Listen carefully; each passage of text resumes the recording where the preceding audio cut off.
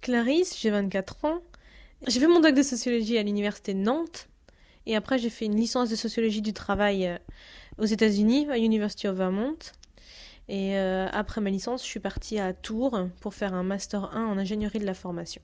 Et j'ai trouvé mon premier job donc chez les Compagnons du Devoir, au centre de formation des apprentis. Donc, vers le mois de février, mars, c'est là un petit peu qu'on a commencé à ressentir donc les effets de cette crise qui sévissait outre-Atlantique. On a commencé à voir les carnets de commandes des entreprises avec lesquelles nous travaillons diminuer. C'est-à-dire que nos entreprises partenaires embauchent nos jeunes qui sont donc en formation.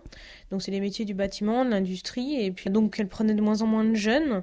C'était un peu difficile de gérer les parents angoissés, les jeunes sans travail, les entreprises qui se sentaient harcelées pour qu'on leur mette des jeunes alors qu'ils avaient déjà pas de quoi travailler eux-mêmes. Donc c'est devenu vraiment très tendu et je me sentais très angoissée. Angoissée parce que j'arrivais pas du tout à faire la coupure quand je rentrais chez moi avec le travail. Je vais voir le médecin, puis après ça, je suis jamais revenue. J'ai simplement négocié un licenciement parce que bon, bah, moi je me retrouvais sans rien, mon mari ne travaillait pas.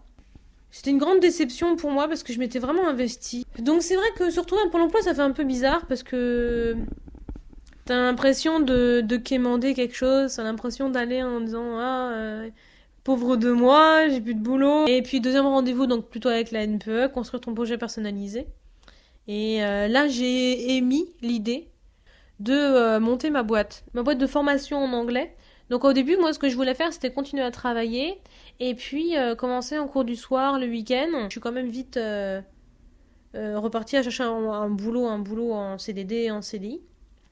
Donc inscription dans les boîtes d'intérim qui voulaient pas de moi parce que je suis trop diplômée. Jusqu'au jour où on m'a clairement dit à Pôle emploi que de toute façon, dans la formation, dans RH à Tours, c'était bouché et qu'il fallait pas que j'espère trouver un job rapidement.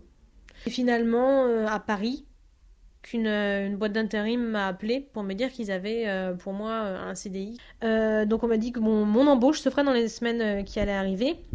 Donc j'ai commencé à chercher un appartement. Puis on est venu donc s'installer à Champigny-sur-Marne. Et puis la boîte me rappelle pas.